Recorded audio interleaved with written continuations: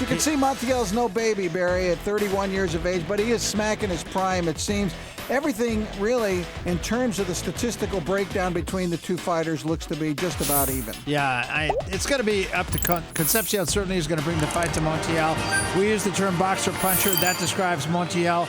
This guy is a puncher. A few years ago when he fought Johnny Gonzalez, he was out-physicaled by Gonzalez. He did not have the strength then and the size to really compete at the division, but grew up into it and has become a wonderful champion. And here we go. Crowd very much in the corner of Montiel. Rafael Concepcion from Panama City, Panama. For the WBC and WBO bantamweight title. Concepcion may be trying to take Montiel a little by surprise. He's backing off, not usually his way of fighting here in the early going. I think we all expected him to come right at Montiel, and that is not happening. Montiel has a very effective jab, works most things off the jab.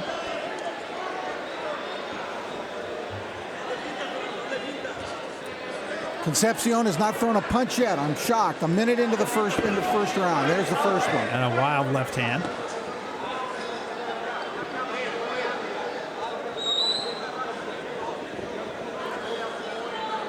One thing that is so impressive, Barry, about Montiel, because he consciously changed his style midway through his career, is that basically he can adjust and fight in several different ways during the course of a fight.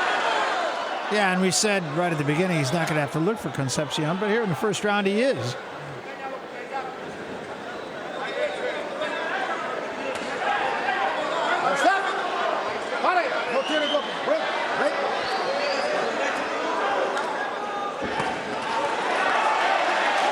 No damage there, either man.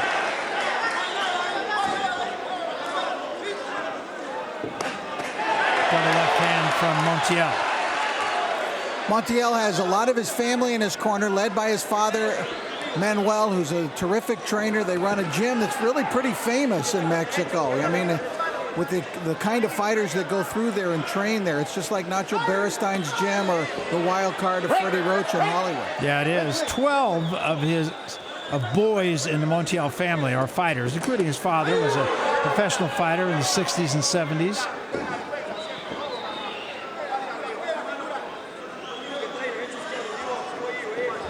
Didn't have a long amateur career. His dad was not one who really believed that fighting in the amateurs prepared you to be a professional fighter. No, they didn't even want to wait for the Olympic Games, Barry. They thought it would be kind of a waste of his time.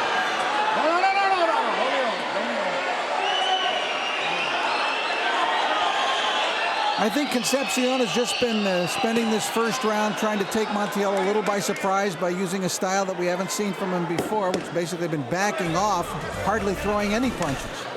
Yeah, so an easy first round for Montiel in terms of just being busier.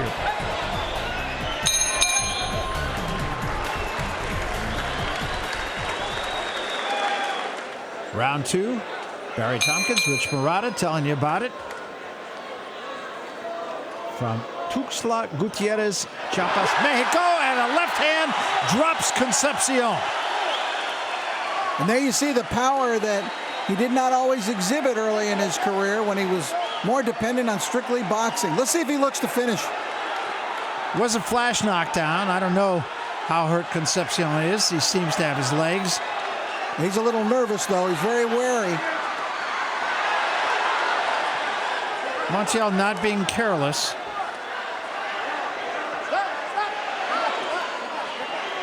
Montiel can hurt you in a variety of ways. That's his ability to adjust. That was just a short, quick punch that he landed to score the knockdown. Wow. 3 punches again, and that backs Concepcion up. Montiel has become an increasingly better finisher later in his career. As he was very aware of being more fan-friendly. They felt he had to do that. And again, a short right hand that time. Those are just perfectly thrown shots, Barry. They're hardly traveling any distance. Dominant second round from Montiel. And Concepcion trying to hold here. Montiel pushes him off. Robert Burns says no holding. Concepcion just trying to get it to the bell where he can get 60 seconds rest and gather himself. Right now, he looks like he doesn't want to be here. He was down in the first 15 seconds of this round. He wasn't ready for it. And you can see he's still got a minute and 10 seconds to get another good right hand from Montiel. And now he may have to punch with Montiel, but more out of desperation rather than setting the style of the fight, which I feel he should have done coming out that way.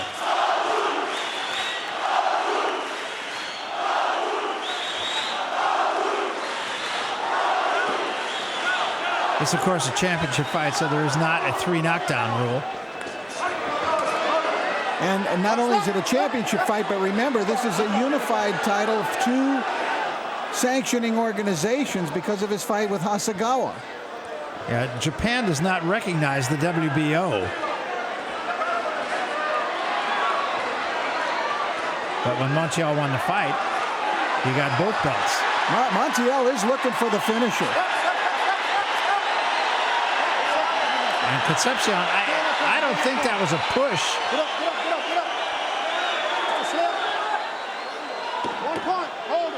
And they take a point away, and that's going to really make this lopsided because this has been awfully close to a 10-7 round as it is. Yeah, I think, and now you're looking at a 10-6 round. Yeah. Wow, what a round for Montiel.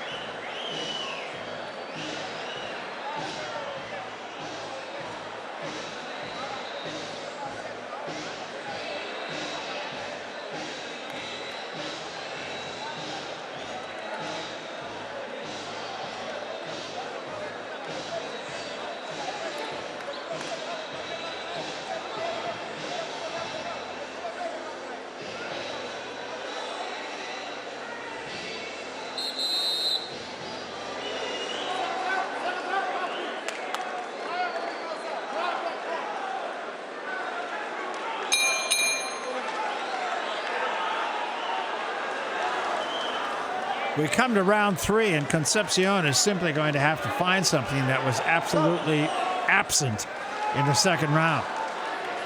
Well, he came out strangely hesitant in this fight and really didn't seem willing, as he had been so willing against the likes of Arce and Nonito Donaire, to trade punches with them, to come and force a fast pace. I expected him to do that. Now it looks like he's more interested in forcing Montiel backwards, but the damage may have already been done. Yeah.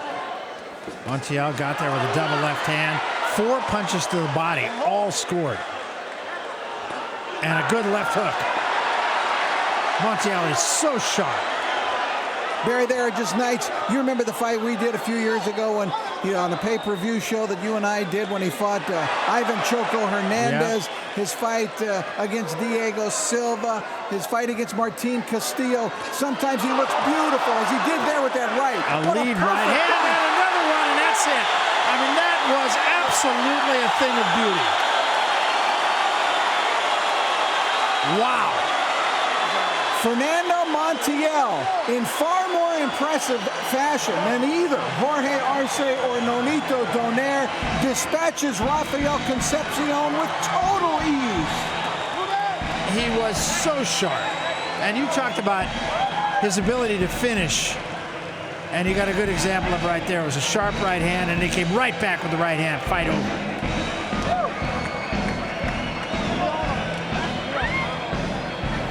We're heartened by the fact that we see Concepcion, even with his eyes closed, he is talking to the doctor. But this man has really become one of the great fighters in the world today, and really one of the best Mexican fighters in the past couple of decades. Absolutely, and I think he's going to start to get his just due now, too. I mean, he's strung together some very impressive victories, and none more so than this one.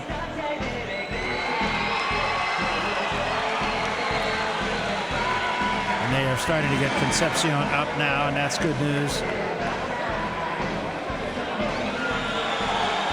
Well, who do you like, Montiel or Nonito Donaire? I'll tell you what, I want to see it. That's... If that fight comes to fruition, it's going to be tremendous. There was the first right. He has such a varied attack, Barry. He can fight from long range. He can throw, as you saw there, wide looping rights. He could, the last finisher was, of course, a sensationally, technically perfect right-hand cross. They've brought a stretcher into the ring, but as you can see, Concepcion doesn't look that much the worse for no, he's doesn't. Talking. And they're doing the right thing. Keep him down, make sure everything's okay. Barry, he was so competitive against Arce and Donaire, but not at all against the likes of Montiel tonight. Yeah, this was the complete package, I thought, for Montiel. I mean, this was, you said we've seen him quite a lot, and I certainly have not seen him better than this. Well, you know, all of that great experience. Just look at the fighters he's fought. We mentioned Hasegawa, Martin Castillo, Cruz Carbajal, Mark Too Sharp Johnson, Isidro Chino Garcia when he won his first title. I'm telling you, just an amazing variety of opponents, and that increases his undefeated streak over the last few years to 11 in a row. But man, it's going to take some doing to beat this man. Yeah, that was an impressive performance, and I underscore the word impressive. I mean, there was absolutely no criticizing anything that he did in that fight. Concepcion tried to stay away from it a little bit in the first round, and I thought he still run the round, Montiel. Then in the second round, it was a dominant round. I mean, a point was taken away from Concepcion. We had that as a 10-6 round. I can only remember, quite honestly, one other 10-6 round since I've been doing boxing, which has been about 140 years. And then, of course, he got him out of there in the third round, and he did so as impressively as one could hope. I mean, this was the complete package. Let's take you up to the center of the ring right now, and Lupe Contreras just about set to give us the official word on this one. It did not take long into the third round. A complete performance by the winner, Fernando Montiel. I did not expect it to be this quick. I'll tell you flat out. I certainly expected Concepcion to at least be in the fight for a few rounds and to force Montiel to fight. Here's Lupe. Concluye ese combate con un tiempo oficial de 1 minuto 7 segundos del tercer episodio. Ladies and gentlemen, the devastating blow calls this bout to an end with an official time of 1 minute, 7 seconds of round number 3. Your winner, by way of knockout, el ganador por knockout, y a un campeón mundial peso gallo del CMB y la OMB, Fernando Cochulito Montiel. He is now the king of the Montiel family of fighters, and there are a lot of them, and I'm sure they're all quite proud of Fernando and the job he did tonight, and everything is out in front of him now. There should be a lot of big fights for him. He's already going to be a home run in his native Mexico, and this guy's the real deal. We said it at the beginning, and I'll emphasize that point again. I think he's one of the best pound for pound in the world today.